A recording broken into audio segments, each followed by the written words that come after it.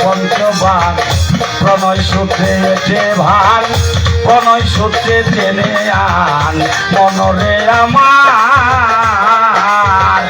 বিরহী উকিলে কই থাকিতে সময় বিরহী উকিলে কই থাকিতে সময় বিরহী উকিলে কই থাকিতে সময় কর জগতে তোমার গুরু তবে মানুষ হওয়া মনে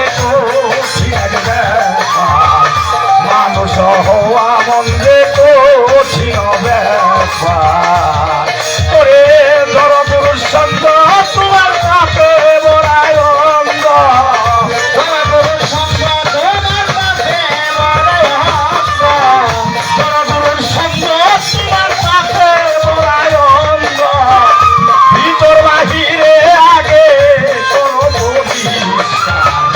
মানুষ হওয়া মনে কঠিন ব্যাপার মানুষ হওয়া মনে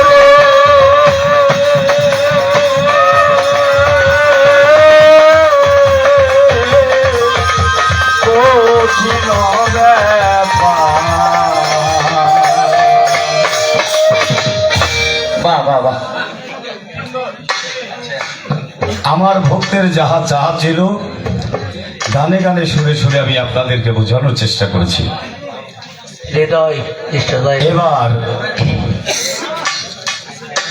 যেহেতু কথা বলা নিষেধ, তারপরেও আমার ভক্তকে উঠে যে তিনি দাঁড়াবে, দাঁড়ানোর মতো সুযোগটা প্রতিপক্ষ যিনি শিল্পী থাকে তার তৈরি করে দিতে হয়।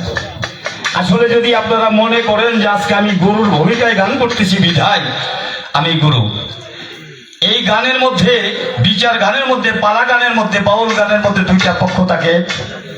আমি যখন দাঁড়িয়ে কথা বলবো, আমার যিনি প্রতিপক্ষ শিল্পী থাকবে বা বিপক্ষের শিল্পী থাকবে বা আমার সহযোগী যে শিল্পী থাকবে, আমার পরে যিনি গাইবে, তার মনে করতে হবে আমি টিচার, আমি মাস্টার, আমি যা বলতেছি তার ভালো করে শুনতে হবে। আবার উনি যখন দাঁড়ায় কথা বলবে, আমার ছাত্র হয়েছে তা শ্রবণ করতে হবে, তা না হলে জবাব করা সম্ভব না। কথা ঠিক কিনা?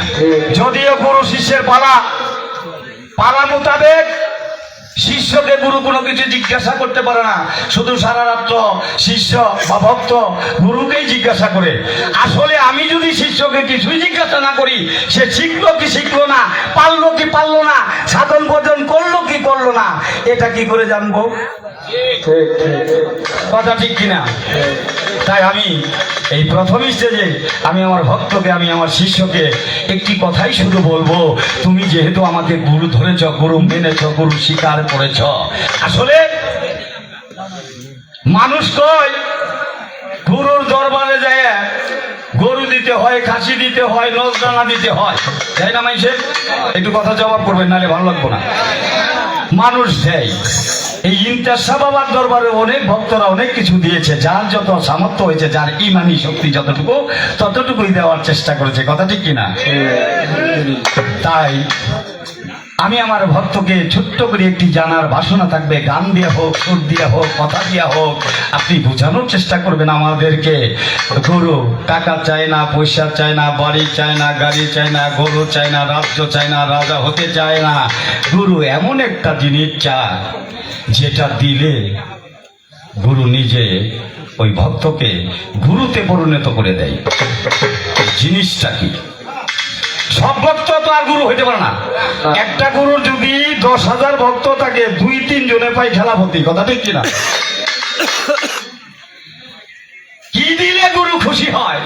একটা গানে বলেছে, কি দিলে তুই হবি রে আমার সোনা বন্ধু রে, কি দিলে তুই হবি রে আমার, কখন ভাবি আমি তোমার, কখন ভাবি তুমি আমার, কখন ভাবি তুমি আমার শূন্য বিনাতার। আমার দয়াল, আমার বান্ধব, আমার মুর্শিদ, তোমার দয়াল, তোমার বান্ধব, তোমার